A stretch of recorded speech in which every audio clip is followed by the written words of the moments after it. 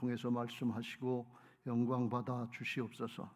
살아계신 예수 그리스도의 이름으로 기도드리옵나이다. 아멘. 할렐루야. 그렇습니다. 주님이 부활하셔서 오늘도 말씀으로 성령으로 우리와 함께 하시고 우리 예배를 받으시고 축복하실 줄로 믿습니다. 할렐루야. 가정에서 예배하시는 분들에게도 동일한 은혜가 있게 되시기 바라고, 오늘 기도를 여호와 샬롬으로 하나님의 평강으로 인도하시고 사용하신 하나님께서 우리 모두에게 여호와 샬롬의 하나님의 평강이 임하시기를 예수님의 이름으로 축원합니다. 할렐루야. 기드온은 유명한 사사였습니다. 사사는 사사시대에 활동한 하나님의 일꾼인데, 사사시대에는 언젠가 하면 이스라엘이 출애굽해서 가나안 땅에 들어가서 사울왕 다윗왕 왕정을 세우기 전까지 여호수아와 사울왕 사이의 기간이 한 200~300년 있었는데, 그때 세워진 일꾼들이 다스릴 때가 사사시대였습니다. 그때는 영적으로 매우 혼탁해서 타락하고 죄악이 계속해서 반복되는 그런 일들이 있었습니다. 오늘 6장 전에 5장 맨 끝절에 보면 하나님께서 드보라 선지자를 통해서 하나님의 역사를 이루고 40년 동안 평온을 주셨다 그랬습니다. 그러면 감사해서 믿음 생활 더 잘해야 되는데 사람들이 그렇지 못했습니다. 이스라엘 자손이 또 여호와의 목전에 악을 행했다. 이게 반복되는 거예요. 그래서 하나님께서 이제 그를 연단시키고 하나님께로 돌아오게 하시려고 7년 동안 미디안의 손에 넘겨줬다 그랬어요. 하나님이 넘겨주면 넘겨가는 겁니다. 하나님이 주관자신 것을 믿으시기 바랍니다. 내 인생에 내가 주인인 줄 아는데 그렇지 않아요. 하나님이 넘겨주시면 그냥 넘어가요. 그게 하나님 나라의 역사입니다. 그래서 미디안 사람들, 아말렉 사람들, 동방 사람들이 이스라엘에 와서 자꾸 수탈해 가는 거예요. 곡식, 가축, 할 것 없이 다 수탈해 가서 어렵고 힘들게 살게 됐습니다. 6절, 이스라엘이 미디안으로 말미암아 궁핍함이 심한지라. 그러니까 할 수 없어서 이스라엘 자손이 여호와께 부르짖었더라. 할 수 없게 되니까 또 부르짖습니다. 그럼 하나님께서 이제 선지자를 보내시고 사사를 보내셔서 그걸 구원해 주십니다. 그럼 이제 평화가 임하면, 회복되고 은혜를 받으면 이제는 깨닫고 잘해야 되는데 그렇게 하지 않고 또 죄악으로 가고 또 죄악으로 가고 그래요. 이게 악순환됐던 시절이 사사시대입니다. 그런데 그게 오늘날 우리가 사는 이 시대다 그래도 틀리지 않을 것 같습니다. 우리가 개인적으로 가만히 보면 안 그럴 것 같은데 그런 경우가 많잖아요. 우리 자녀들이 대학 가면 신앙 잘해야 되는데 은혜를 받고 복을 받았으니까 더 잘해야 될 거 아니에요. 그런데 그런 거 하면 그렇지 않은 경우가 더 많은 것 같아요. 취직을 하고 잘 되고 그러면 하나님을 잘 섬기고 하나님의 일도 잘하고 더 잘해야 되는데 그런가 하면 그렇지 않은 경우가 더 많거든요. 그건 한국교회 전체를 통해서 보면 더 잘할 수 있잖아요. 우리가 일제 36년을 지나고 6.25 전쟁을 치르고 보릿고개를 지나고 하면서 얼마나 어렵고 힘든 때를 지났어요. 그때 부르짖고 씨름하면서 우리의 부모들이, 우리의 믿음의 선조들이 열심히 해서 하나님의 은혜로 나라가 부흥하고 교회가 부흥하고 여기까지 왔어요. 근데 살만해지고 지금은 뭐 1인당 국민소득이 36,000달러 몇 달러라 그랬는데 지금은 예배가 잘 안 되고 기도가 잘 안 되고 점점점 한국교회가 줄어들고 있잖아요. 그러니까 복 받으면 하나님께서 내게 복 주시면 잘하겠다는 거, 그거는 나를 잘 모르는 얘기예요. 죄성을 타고난 이기적인 욕심, 나중심의 세속적인 인생들이 그렇지 않아요. 죄의 종로로 탈 수밖에 없는 그런 약한 존재인 걸 깨닫고 하나님께로 붙들고 씨름해야 될 것이고, 주님이 아니시면, 주님의 은혜가 아니면 살 수 없습니다. 믿음 지킬 수 없습니다는 걸 고백하면서 겸손히 주님께로 달려드시길 주의 이름으로 축원합니다. 할렐루야. 예배 시간 아주 너무 소중한 시간이에요. 이거 한 주일 한 주일 놓쳐가면 세상에 속고 세상 신에게 죽어가는 걸 그걸 모른단 말이죠. 이건 믿음이 있는 사람이나 없는 사람이나 똑같아요. 사도 바울은 바울이 돼서 사도의 역할을 감당하면서도 방심하면 자기 옛날 본성이 그대로 나오는 거예요. 그래서 오호라 나는 곤고한 사람이로다. 이 사망의 몸에서 누가 나를 건져내랴.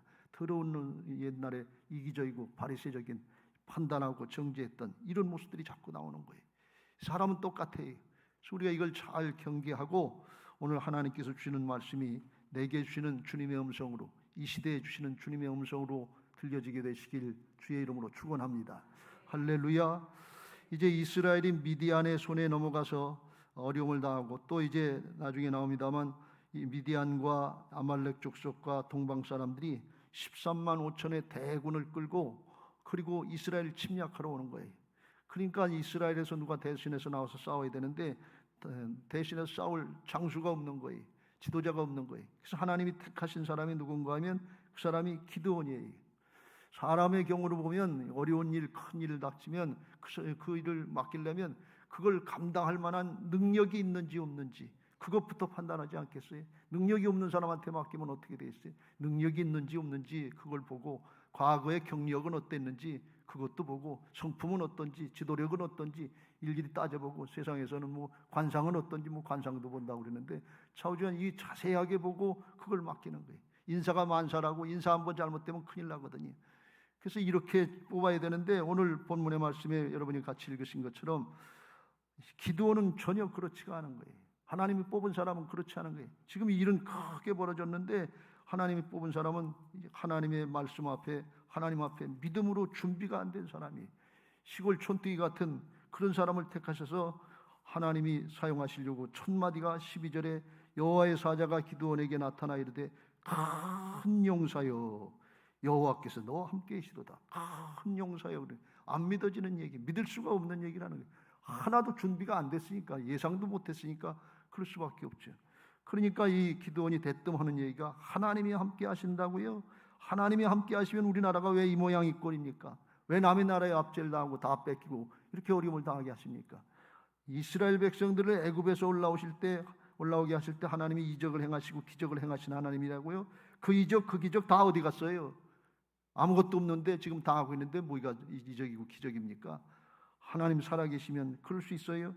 우리를 하나님께서 버리신 거 아닙니까? 미디안에게 넘겨준 거 아닙니까? 그러면서 원망하고 불평을 합니다. 하나님께서 또 말씀하십니다.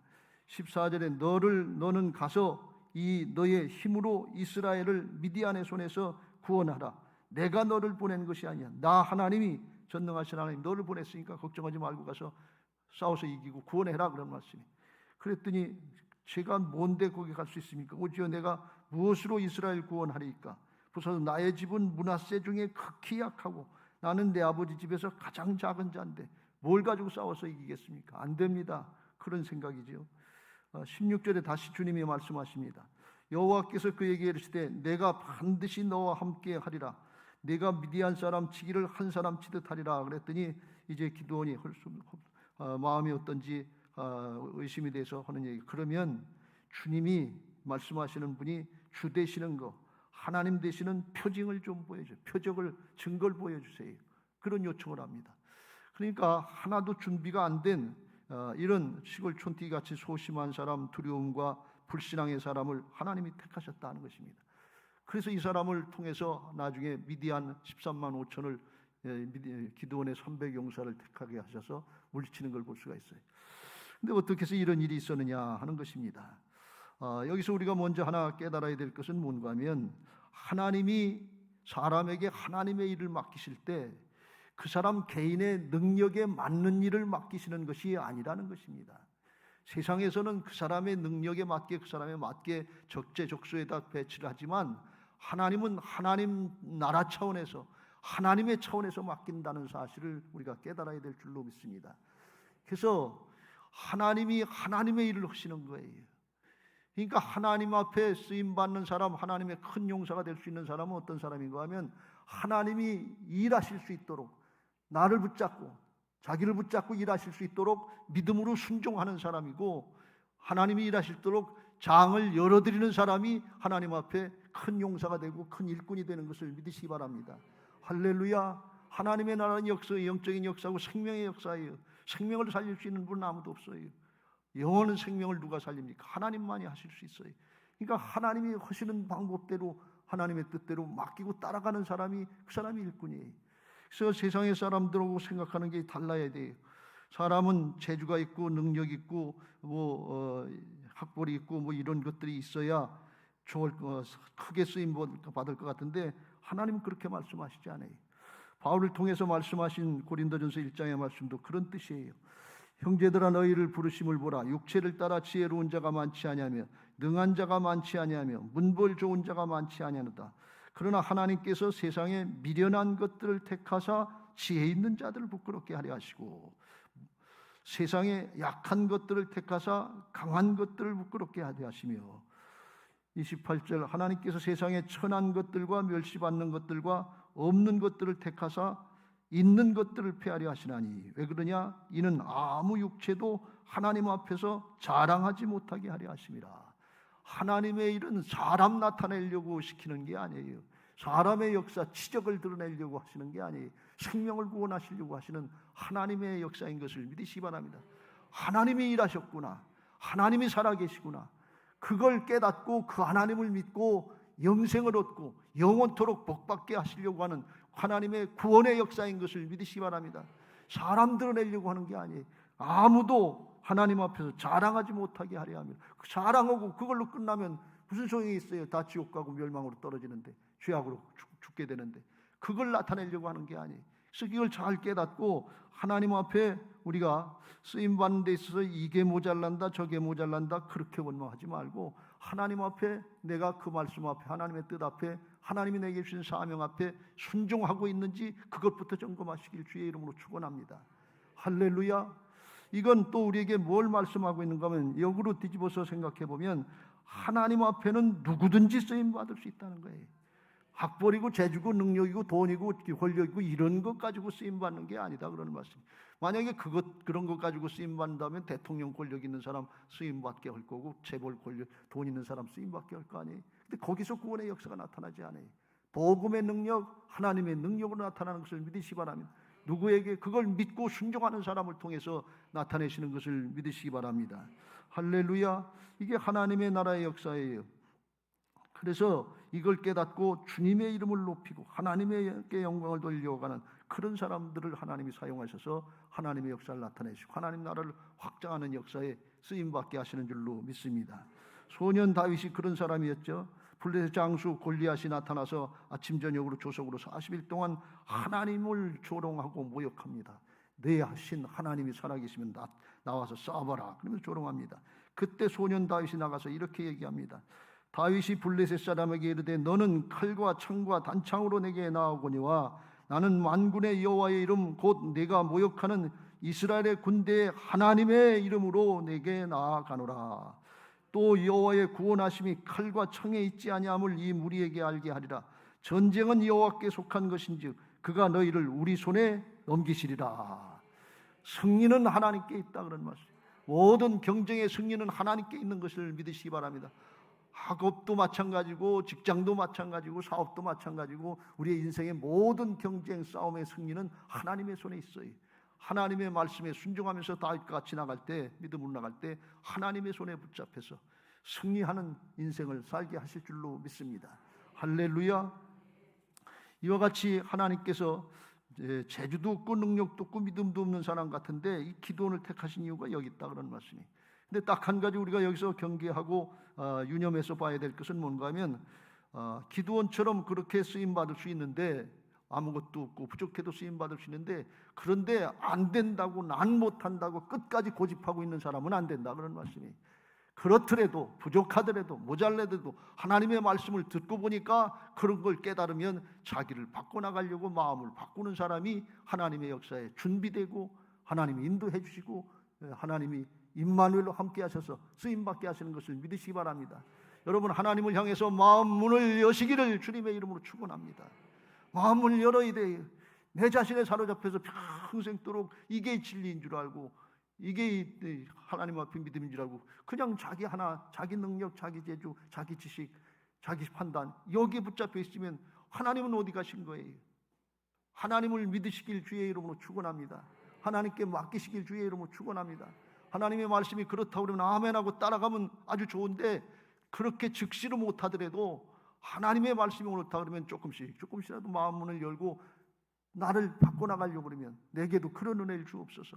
나도 그렇게 쓰임받게 하옵소서. 우리 자식들도 변화받고 쓰임받게 하옵소서. 이렇게 기도하고 따라가려고 그러면 하나님이 또 오셔서 되게 하신단 말이에요. 은혜로 되게 하신다 그런 말씀이. 여러분 이거 중요한 말씀입니다. 우리가 예배 드릴 때마다 말씀 드릴 때마다 그렇게 조금씩 했으면 수십 년이 지났는데 왜 안 되겠어요? 왜 안 바뀌었겠어요? 다 될 수 있어요. 여기 복음은 모든 사람에게 보편적인 것을 믿으시기 바랍니다. 왜 안 됩니까? 안 한다는 거예요. 마음은 열지 못하고 그냥 그 고집 가지고 그 습관 가지고 그냥 한단 말이죠. 일부러 안 하려고 고집하고 고의적으로 불신앙하려고 그러면 안 되지만 하려고 노력하고 마음을 열면 하나님께서 어떤 방법을 통해서라도 다 이루어주시고 복을 주시는 것을 믿으시기 바랍니다. 할렐루야. 순종하면 성령께서 역사하셔서 하나님의 역사를 볼 수 있도록 도우시는 은혜가 있는 것을 믿으시기 바랍니다. 사도행전 5장 32절에 그랬습니다. 우리는 이 일의 증인이요 하나님이 자기에게 순종하는 사람들에게 주신 성령도 그러하니라. 순종하려고 할 때 성령께서 역사하신다 말이에요. 성령님은요 진리의 영이시기 때문에 말씀을 따라서 진리를 따라 행할 때 역사하시는 거예요. 하나님이 은혜를 안 주셔, 하나님이 내겐 역사를 안 하셔, 그리고 자기 고집 피우고 자기 생각을 따르고 있으면 성령이 역사하실 자리가 없어요. 하나님은 진리의 영이시지 내 생각의 영이 아니에요. 그건 내 생각을 따라서 방해하는 건 세상신이고 사단이 방해하는 거지. 그거 구별하시길 주의 이름으로 축원합니다. 요한복음 14장 16절 17절에 그걸 말씀합니다. 내가 아버지께 구하겠으니 그가 또 다른 보혜사를 너희에게 주사 영원토록 너희와 함께 있게 하리니 그는 진리의 영이라. 세상은 능히 그를 받지 못하나니 이는 그를 보지도 못하고 알지도 못함이라. 그러나 너희는 그를 아나니 그는 너희와 함께 거하시며 또 너희 속에 계시겠습니다. 할렐루야. 우리 안에 오셔서 기다리고 계세요. 언제 진리를 따라가는지 말씀을 따라가는지 기다리고 있다가 뭐 하시느냐? 보혜사라고 그랬어요. 도와주시려고 기다리고 계신다는 말씀. 우리가 순종하려고 마음 먹고 돌이키면 하나님이 역사하시는 줄로 믿습니다. 다니엘은요 거룩하게 성별하고 마음 먹고 구별하니까 마음만 먹고 시작하니까 하나님께서도 오셨다 그랬어요. 이게 하나님의 역사. 하나님이 더 원하신다니까요. 하나님이 복 주시기를 원하시는 분이신 것을 믿으시기 바랍니다.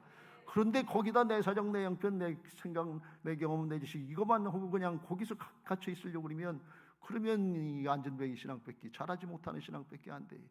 육신적인 신앙하지 말고 하나님께 맡기는 신앙하시길 주의 이름으로 축원합니다. 능력은 내게 있지 않고 주님께 있다 그랬어요. 고린도후서 4장 7절 같이 읽겠습니다. 시작. 우리가 이 보배를 질그릇에 가졌으니 이는 심히 큰 능력은 하나님께 있고 우리에게 있지 아니함을 알게 하려 함이라. 할렐루야. 나는 안 되지만 내 안에 오신 주님, 부활하셔서 승리하신 주님은 될 줄로 믿습니다. 그리고 믿음으로 순종하고 침노하면 하나님께서 그 역사대로 그 믿음대로 행하실 줄로 믿습니다. 이걸 침노하는 신앙이다. 그리고 세상의 사람들은 적극적인 신앙이다 이렇게 하는데 성경적인 표현은 침노하는 신앙이에요. 주님 믿고 사단의 방해에 있지만 침노하는 거예요. 그러면 주께서 함께 하셔서 이기게 하실 줄로 믿습니다. 내가 세상을 이기었노라 그랬습니다. 이겨놓으신 싸움인 것을 믿으시기 바랍니다. 마태복음 11장 11절 12절에 이렇게 말씀합니다. 내가 진실로 너희에게 말하노니 여자가 낳은 자 중에 세례 요한보다 큰 이가 일어남이 없도다. 그러나 천국에서는 극히 작은 자라도 그보다 크니라. 기드온 같아도 하나님의 나라의 역사에 순종하면 쓰임받게 될 줄로 믿습니다. 세례 요한의 때부터 지금까지 천국은 침노를 당하나니 침노하는 자는 빼앗느니라. 할렐루야. 지금까지 내 생각, 내 판단, 내 사정 형편에 붙잡혀 있어서 정말 안전뱅이 같은 신앙, 뒤돌아보면 그 자리인 것 같고 뒤돌아보면 그 집 앞인 것 같고 그렇더라도 오늘부터는 마음을 바꾸시고 마음을 열고 받아들이시고 변화받기를 사모하고 기도하고 순종하면서 한 걸음 한 걸음 날마다 주님께 더 가까이 나가시길 주의 이름으로 축원합니다. 할렐루야. 그럼 여호와 샬롬으로 하나님이 평강 주시고 함께 하시는 역사를 보게 하시고 승리하는 신앙하게 하실 줄로 믿습니다. 할렐루야. 하나님께서 기드온이 표징을 달라고 그랬어요. 표징을 달라는 얘기는 무슨 뜻인가 하면 아주 안 하겠다는 뜻이 아니고 그걸 하긴 하는데 믿음이 없다는 거예요. 믿음으로 확신할 수 있도록 표징을 달라는 거예요. 여러분 순종 안 하려고 고의적으로 이제 고범죄를 지려고 하는 거 이건 불신앙이고 나빠서 이건 징벌의 대상이지만 하려고 하는데 믿음이 부족합니다. 증거를 주세요. 이렇게 기도하는 것들은 하나님이 들으시고 응답하시는 역사가 성경에 아주 많이 나와요. 모세도 이스라엘 민족을 이끄는 민족의 지도자였지만 처음부터 믿음이 있지 않았어요. 표징을 주세요. 그러니까 그 지팡이를 던져봐라 그러니까 뱀이 되고, 뱀의 꼬리를 잡아봐라 그러니까 지팡이가 또 되고, 네 손을 갖다 품에 넣어봐라, 꺼내보니까 문득병이 걸렸고, 다시 넣었다 빼봐라 그러니까 싹 나버리고. 하나님이 증거를 주시면서 인도하시는 거예요. 우리 인생들은 하나님의 나라의 역사, 영적인 역사에 그냥 받아들일 수 있는 그런 믿음들이 없어요. 그렇게 알지를 못해요. 차원이 달라요. 머리의 이성의 차원으로, 육신의 차원으로 하나님 나라의 영원한 생명의 차원, 영적인 역사들을 다 받아들일 수 있는 그릇들이 안 돼요. 부족해요. 모자라요. 처음엔 그래요. 그런데 하나님의 말씀을 듣고 한 걸음 한 걸음 날마다 나를 부인하고 순종하는 길을 가면 하나님께서 믿음을 자라게 하시고 성장하게 해서 하나님의 큰 용사로, 그리스도의 좋은 군사들로 쓰임받게 하실 줄로 믿습니다. 이 기드온이 표징을 달라고 그러니까 하나님이 표징을 주시는데, 무슨 표징을 주셨는가 하면 예물을 드린다고, 제물을 드린다고 가져왔는데, 정성껏 준비해서 19절에 기드온이 가서 염소 새끼 하나, 또 가루 한 네바 22리터니까 많이 준비해서 빵을 만들고 소쿠리에다가 이제 고기를 담고 물을 부어서 상수리 나무에 가져왔어요. 20절에 하나님의 사자가 바위 위에 올려놔라 그랬어요. 21절에 하나님의 사자가 손에 잡은 지팡이를 끝을 내밀어 고기와 무교병에 대니 불이 바위에서 나와 고기와 무교병을 살랐고 여호와의 사자는 떠나서 보이지 않은 자다. 지팡이 끝에서 불이 나온 게 아니고 되니까 바위에서 불이 나왔다는 거예요. 이건 하나님만 하실 수 있는 역사를 나타내셨다 그런 말씀이에요. 그러니까 기드온이 깨달은 거, 이게 이분이 하나님이시구나, 이걸 깨달은 거예요. 그래서 고백하기를, 이거 그때 사람들은 죄인이 하나님을 대면하면 즉사한다고 하는 걸 알잖아요. 지성소의 대제사장이라도 정결례를 행하지 않고 들어가면 즉사하게 돼 있어요. 하나님은 죄악과 함께 하시는 분이 아니에요. 그래서 큰일 났단 말이에요. 죽게 됐다. 그래서 23절에 여호와께서 그에게 이르시되 너는 안심하라, 두려워하지 말라, 죽지 아니하리라. 죽음에서 살릴 수 있는 생명을 선포할 수 있는 분은 하나님 한 분이신 것을 믿으시기 바랍니다. 하나님이 죽지 않고 살려주겠다. 꼭 죽을 상황인데 살려주셨다는 거예요. 그래서 이 기드온이 그걸 깨달은 거예요. 야, 이게 하나님의 역사이고 여호와 샬롬이다 말이죠. 그래서 24절에 그랬어요. 기드온이 여호와를 위하여 거기서 제단을 쌓고 그것을 여호와 샬롬이라 하였더라. 그것이 오늘날까지 아비에셀 사람에게 속한 오브라였더라. 그래서 여호와 샬롬, 하나님의 평강을 체험하고, 그리고 그때부터 하나님께 헌신하는 하나님의 일꾼으로 변했다 하는 것입니다. 여러분, 오늘 하나님의 평강을 체험하고 변화받는 역사가 있게 되시길 주의 이름으로 축원합니다. 하나님의 평강은요, 문제가 없어서, 걱정할 일이 없어서 마음이 평안한 그런 평안을 얘기하는, 세상의 평안을 얘기하는 게 아니에요. 문제 있어도, 어려움이 있어도, 13만 5천이 지금 대군이 쳐들어와서 나라를 삼키려고 하는 그런 상황이 있더라도, 남북이 대치하고 있더라도 하나님이 함께 하시는 걸 믿으면 평강이 있다 그런 말씀이에요.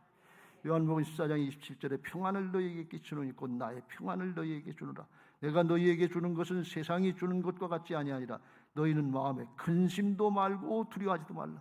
지금 기드온의 마음속에 염려 근심이 꽉 찼어요. 어떻게 그걸 내가 해요? 이 나라가 어떻게 그 위대한 군사를 이길지. 두려움이 꽉 찼어요. 근데 하나님의 평강을 주신다. 기드온의 마음이 순간에 바뀌어진 거예요. 왜요?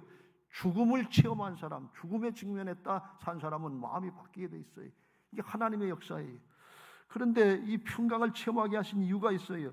큰 일을 하려고, 또 하나님이 맡겨주신 일을 하려면 두려움에 벌벌 떨면서 그런 일 못해요. 두려움은 죄악으로부터 나온 거예요. 염려 근심 어둠의 영이 방해하는 거예요. 하나님이 일하시는 건 하나님의 평강 가운데서 일하시는 것을 믿으시기 바랍니다. 조급하면 하지 마세요. 하나님의 일. 두렵고 떨리면 하지 마세요. 염려 근심되면 기다리세요. 하나님이 평강 주실 때까지. 하나님은 평강 가운데 일하시는 것을 믿으시기 바랍니다. 악인에게는 평안이 없다 그랬어요. 하나님이 우리의 마음을 지켜주시고 다스려 주셔서 충만하게 하실 때 의와 평강과 희락이 넘치게 되는 은혜가 있는 것을 믿으시기 바랍니다. 하나님의 평강을 체험하게 하셔서 어둠의 세력, 사단의 방해를 물리치고 승리하게 하시는 준비 작업을 주님이 해주신 거예요. 이걸 예수님의 역사로 설명을 드리면 이런 말씀이에요. 마가복음 4장에 보면 35절 이후에 예수님이 사역을 감당하시다가 이제 밤중에 갈릴리 바닷가를 건너가게 되셨어요. 배를 타고 제자들하고 함께 건너가는데 37절 큰 광풍이 일어나서 물이 넘쳐서 배에 가득하게 됐다 그랬어요. 근데 예수님은 뭐 하시냐? 고물에서 베개를 베고 주무시더니, 주무시고 계신단 말이에요. 제자들은 난리가 나서 선생님이요, 우리가 죽게 됐는데 주무시고만 계십니까 하면서 아우성치고 요동하고 난리가 나는데 예수님은 배 뒤에서 주무시고 계신다. 왜 그래요? 하나님이 함께 하시는 걸 믿는 거예요. 예수님이 하나님이시기도 하지만 하나님의 평강이 있는 거예요. 하나님의 평강이 있으니까 문제가 있더라도, 요동할 상황인데도 그게 두렵지 않은 거예요. 하나님 나라의 생명의 역사를 믿고 계신 거예요. 그래서 제자들이 아우성치고 예수님을 깨우니까 예수께서 일어나셔서 39절 깨어 바람을 꾸짖으시며 바다더러 이르되 잠잠하라 고요하라 하시니 바람이 그치고 아주 잔잔하여 지더라. 여러분, 평강이 있는 사람이 요동하는 걸 다스릴 수 있어요. 성질내고 화내고 집어던지는 사람하고 가만히 차분하게 말로도 하는 사람하고 싸우면 누가 이겨요? 집어던지는 사람이 이기겠지요? 아니에요. 차분하게 말하는 사람, 평강 있는 사람이 이겨요. 하나님의 평강으로 다스려지는 거예요. 하나님의 평강이 내 안에 있어야 사단의 방해하는 거, 요동하는 거, 변명하고 근심하고 두렵게 하는 거 물리칠 수 있다. 그러면 잠잠하라, 고요하라.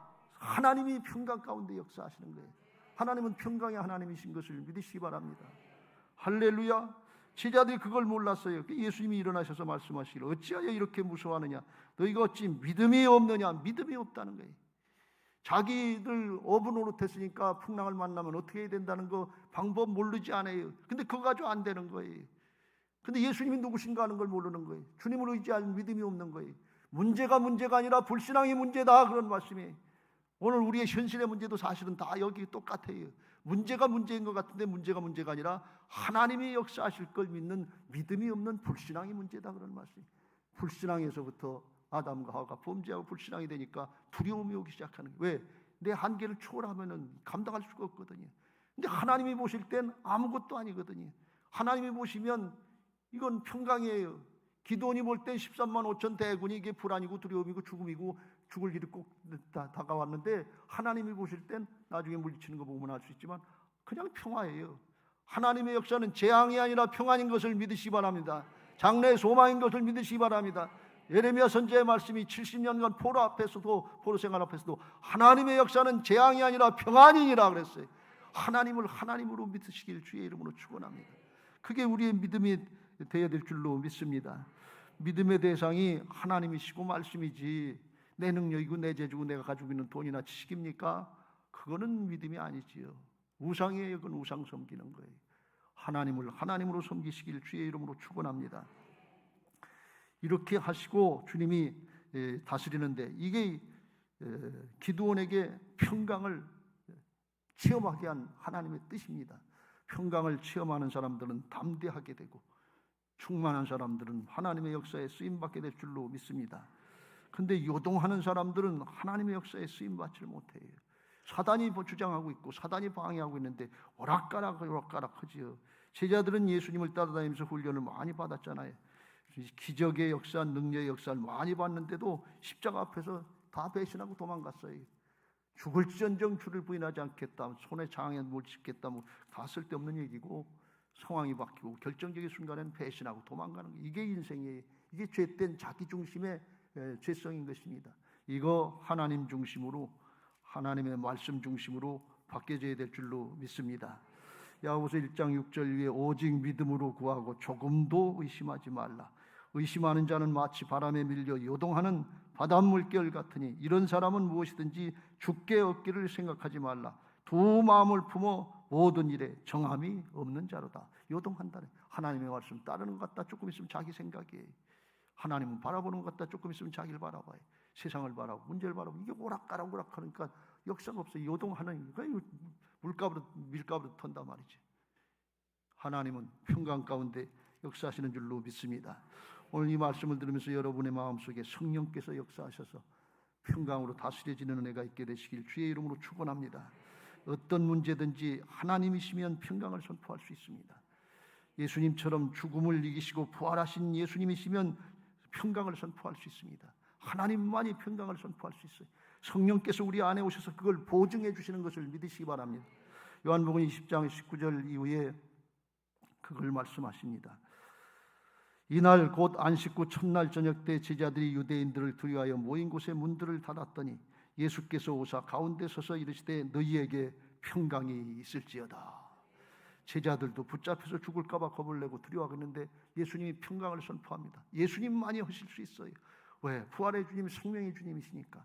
그러시고 하시는 말씀이 평안을, 이 말씀을 하시고 그들을 향하사 숨을 내쉬며 이르시되 성령을 받으라. 성령 받으면 성령께서 우리를 다스려 주셔야 돼. 내 생각 가지고 안 돼요. 염려되고 근심이 되면 생각에 꼬리를 물고 잠이 안 오잖아요. 잠을 못 자잖아요. 근데 주님이 다스려 주는 평강 가운데 잠도 푹 자게 되고, 저녁에 자는 순간이 내가 죽는 순간이고 아침에 일어난 순간이 부활이에요. 여러분들, 십자가와 부활을 날마다 체험하고 사는 거예요. 그랜도 못 믿고 사는 거예요. 하나님이 우리 생체 리듬 가운데 다 허락하신 거예요. 이 평강으로 임하시길 주의 이름으로 축원합니다.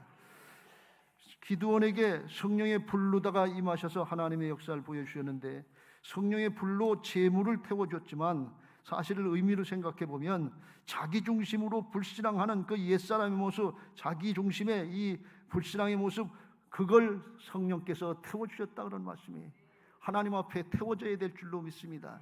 성령의 불로 죄악이 태워져야 돼요. 말씀으로 우리 심령이 뜨거워져야 돼요. 내 말이 불같이 아니하냐, 반석을 깨트는 방망이 같지 아니하냐. 예레미야 23장 29절 말씀으로 뜨거워지고 성령의 불이 붙어야 돼요. 그래야 하나님의 역사를 감당하지요. 냉랭해가지고 판단하고 계산만 하고 있다가 예배 시간 끝나고 가면 무슨 의미가 있습니까?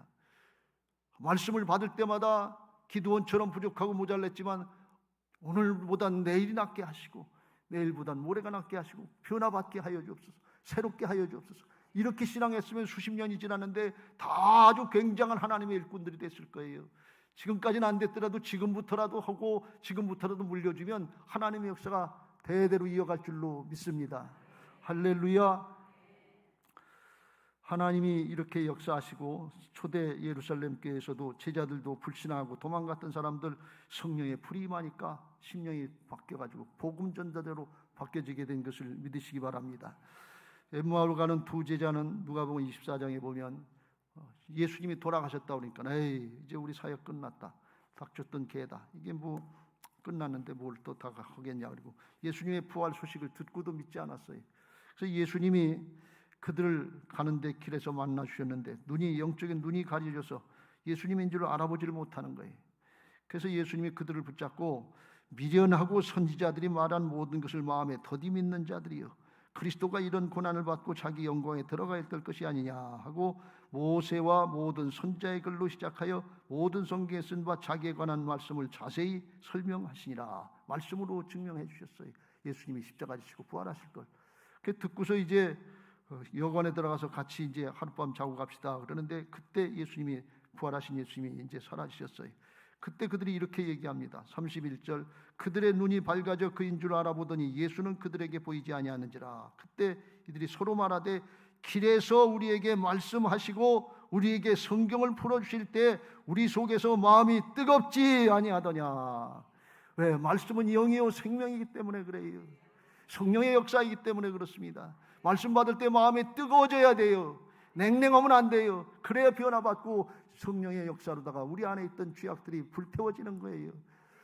요한 웨슬레 목사님은 감리교를 창시한 목사님인데 아주 신앙이 아주 열심히 했어요. 대학 다닐 때 열심히 특심이었어요. 홀리클럽, 신성클럽을 만들어서 교도소 방문하고 뭐하고 좋은 일을 다 하고 아주 철저하게 말씀을 따랐어요. 그런데 조지아 미국 선교사로 가서 실패했어요. 왜요? 성령을 받지 못한 거예요. 열심히 하고 특심히 하고 잘 가르칠 수 있고 뭐 이 하나님 일도 잘 할 수 있는데 그런데 성령 받지 못하고 할 수도 있다 그런 얘기예요. 마음이 뜨겁질 않아요. 근데 돌아와서 실패하고 돌아와서 워라비안 교도들이 수요일 저녁 예배 드리는데 9시 15분 전 8시 45분에 로마서 서문 평신도가 나와서 읽는데 이게 사람의 힘으로 되는 것이 아니고 오직 의인은 믿음으로 말미암아 살리라. 믿음으로 되는 거예요. 사람의 능이나 재주로 되는 것이 아니라 여호와의 신으로 되느니라. 하나님의 영으로 된다. 이 말씀을 들을 때 마음이 뜨거워졌어요. 성령의 불이 붙은 거예요. 그리고 그때부터 바뀌어져서 세계는 나의 교우다 하면서 복음의 역사를 이루고 오늘날 세계적으로 감리교가 이루어지게 된 줄로 믿습니다. 감리교도들은 마음을 열고 말씀을 받을 때 마음이 뜨거워져야 돼요.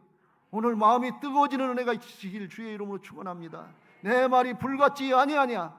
굳어진 반석을 깨뜨리는 방망이 같지 아니하냐 그랬습니다. 그래야 굳은 심령, 강팍한 심령, 완악하고 이 묵은 땅 같은 것들이 깨지고 부드러워져서 옥토와 같은 심령이 되는 거예요. 이게 평강이 많은 거예요. 그때 평강은요, 제가 가만히 오늘 말씀을 묵상하고 준비하다 보니까 이게 평강이구나. 하나님의 역사, 하나님의 말씀이 그냥 믿어지는 게 평강이에요. 그냥 순종할 마음이 생기는 게 평강이에요. 하나님의 역사가 그냥 나타나는 게 평강이에요. 우리가 불순종하고 거역하고 아니라고 판단하고 있을 땐 우리의 마음에 긴장과 갈등이 있잖아요. 영적으로 평화가 없잖아요. 그건 평화가 아니에요. 문제가 있어서 평화가 없는 게 아니에요. 문제 있더라도, 상황이 있더라도 하나님이 다스려주고 성령이 다스려주면 이게 평화가 돼서 그냥 믿어지는 거예요. 그냥 순종이 되는 거예요. 그냥 하나님의 역사가 나타나는 거예요. 왜요? 하나님이 하시는 역사이기 때문에 그래요. 이걸 깨닫고 부활신앙으로 하나님의 평강을 누리는 신앙하시길 주님의 이름으로 축원합니다. 부활신앙은 내 안에 승리하신 주님, 죽고 사셔서 생명으로 오신 부활의 주님이 함께 하시는 걸 믿고, 살아계신 하나님이 함께 하시는 걸 믿고 하나님의 주권을 인정하고 따라가는 것인 것을 믿으시기 바랍니다. 나는 안 되지만 승리하신 주님이 역사하시면 다스려지고 마음이 뜨거워지고 옥토와 같은 심령으로 부드러워지고 그냥 순종이 되는 거예요. 믿습니다. 그래서 믿어지는 게 아니고 그냥 믿어지는 거예요. 영이 열려지고 심령이 바뀌는 거예요. 그렇게 되게 해달라고 하나님 앞에 사모하면서 기도하시길 주의 이름으로 축원합니다. 그러면 평강을 주신다고 그랬어요. 빌립보서 4장 6절 7절 같이 읽겠습니다. 시작. 아무것도 염려하지 말고 다만 모든 일에 기도와 간구로 너희 구할 것을 감사함으로 하나님께 아뢰라. 7절. 그리하면 모든 지각에 뛰어난 하나님의 평강이 그리스도 예수 안에서 너희 마음과 생각을 지키시리라. 할렐루야. 그리스도 예수 안에서 그런 말씀은 예수 그리스도 안에 있다 그런 말씀이. 예수님을 구세주로 주님으로 영접한 사람은 주님 안에 은혜와 평강이 있는 것입니다. 바울은 그래서 늘 강조하기를 예수 그리스도 안에 있는 은혜와 평강을 누릴지어다 이걸 강조했어요. 그래서 나를 나타내려고 자기 이름 석자 나타내려고 그러지 말고 내가 하는 것으로 착각하지 말고 나를 부인하고 말씀을 따라 순종하면서 주님을 나타내면 예수님이 평강을 나타내시고 지혜를 주시고 능력을 주시고 함께 하시는 역사, 구원의 역사, 생명의 역사를 다 이루시는 것을 믿으시기 바랍니다. 예수님이 하시는 거예요. 그래서 나는 죽고 내 안에 그리스도께서 사신다 하는 거예요. 그게 예수님의 이름으로 행한다는 뜻이에요. 내 이름으로 하는 게 아니에요. 내 이름 석자 걸고 하는 게 아니에요. 나는 죽었어요. 그리고 오직 내 안에 예수님이 살아계신 걸 믿고 자기를 부인하고 순종할 때 하나님이 모든 지각 이성을 초월하는 평강을 주시고 평강 가운데 그냥 믿어지는 거예요. 그냥 순종이 되는 거예요. 그냥 하나님이 일하시는, 하나님 평강 가운데 일하신다고 그랬잖아요. 그러면 그렇게 되게 하실 줄로 믿습니다. 어느 정도로 평강을 주시냐? 주님 안에 말씀을 따라서 거하려고 할 때 시편 131편 2절 같이 읽겠습니다. 시작. 실로 내가 내 영혼으로 고요하고 평온하게 하기를 젖대 나이가 그의 어머니 품에 있음 같게 하였나니 내 영혼이 젖대 나이와 같도다. 젖대 나이가 엄마 품에 안겨 있을 때 얼마나 평안해요. 그냥 쌕쌕 잠만 자면 돼요. 밥 먹었겠다. 밥에 젖을 먹었겠다. 뭐 걱정할 게 없어요. 엄마만 있으면 돼요. 그냥 온전히 맡기세요. 걔가 걱정하는 게 없어요. 너희가 어린아이와 같지 아니하면 천국에 들어갈 수 없다 그랬어요. 어린아이 같은 심령으로 하나님 아버지 앞에 생명을 내주시고 아들을 내주시고 우리를 구원하신 하나님 앞에 그냥 맡기세요. 그냥 여전히 내 주장하고 내 고집피면서 염려하고 근심하고 두려워하고 그렇게 살지 마시고 하나님의 평강 가운데 사시길 주의 이름으로 축원합니다. 마지막 때는 원수마귀 사단이가 기승을 부리는 때라고 그랬어요. 원수마귀 사단이가 삼킬자를 찾고 다니는 우는 사자같이 다닌다고 그랬어요. 왜 그래요? 죄악으로 자기중심으로 영적으로 타락한 이 시대에 우리가 살고 있잖아요. 자국 깨면 문제 아닙니까? 나라를 보고 뭘 보고 정치, 경제, 사회, 문화 뭐 어디 어느 한 분야 염려되지 않고 걱정되는 분야 있습니까? 걱정되지 안 되는 분야가 있습니까? 그런 가운데 우리가 신앙하고 믿음을 지킨다고 하는 거 어려운 일이에요. 그런데 주님이 내 주인 되신 걸 믿고 주님의 말씀을 따르고 순종하면서 주님 안에 거하려고 그러면 하나님의 평강 가운데 지켜주시고 하나님의 역사에 쓰임받고 자자손손 그 은혜와 축복을 누리게 하실 줄로 믿습니다. 여호와 샬롬으로 우리 모두에게 이런 은혜가 있고 우리 교회가 하나님의 평강이 넘치는 천국과 같은 교회, 가족과 같은 교회가 되고 하나님의 생명의 역사가 왕성하게 나타나는 그런 교회와 성도들 되시기를 예수님의 이름으로 축원합니다. 이제 우리가 그런 신앙하게 해달라고 하나님 앞에 우리가 부족했던 것들, 모자랐던 것들 성령의 불로 태워주옵소서, 보혈로 씻어주옵소서, 찬송하시고 곡조 있는 기도할 때 하나님이 도우실 줄로 믿습니다.